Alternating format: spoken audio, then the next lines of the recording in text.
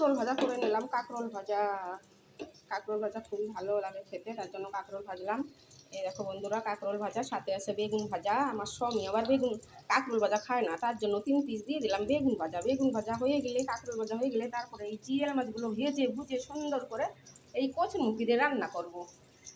তো ভাজাভুজি আমার হয়ে গেছে, এই তেলে দিয়ে দেবো মাছ। তো ভাজাভুজির পালা হয়ে গেলো শেষ। এবার এই তেলের মধ্যে দিয়ে দেবো জিয়েল মাছ, যে মাছগুলো শিঙি মাছ, যে মাছগুলো কেটে কুটে ধুয়ে নিয়ে পরিষ্কার করে ঝকাঝক করে নিয়েছি। এইবার ওইগুলো একে একে সুন্দর করে ভেজে নেব।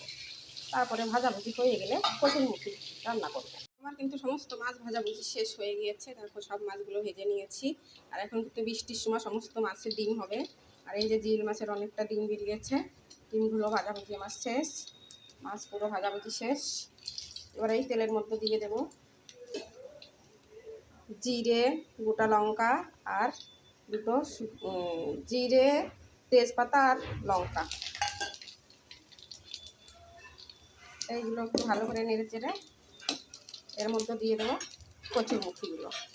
কচুরমুখী সুন্দর করে ভেজে নেবো লাল লাল করে। তো লবণ হলুদ দিয়ে সুন্দর করে ভেজে নেবো। দিয়ে দেবো লবণ আর দিয়ে দেবো হলুদ। এই সব দিয়ে সুন্দর করে ভেজে নেবো।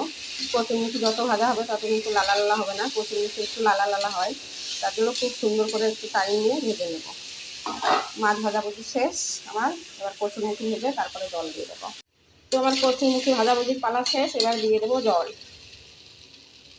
এত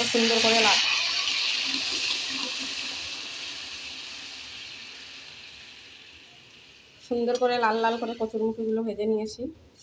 আর মাছগুলো যেহেতু বড় বড় ছিল, একটু টাইম লাগবে গলতে, তার জন্য কিন্তু দিয়ে দেবো মাছগুলোর সাথে সাথে মাছের ডিম টিম সব একসাথে দিয়ে দেবো। বড় বড় মাছ ছিল, তার জন্য জাল হবে একটু, তার জন্য দিয়ে দেবো একসাথে মাছ, ডিম, কচুরমুখী সব কিছু দিয়ে নেড়ে চেড়ে ঢাকা দিয়ে রাখবো 5 মিনিট।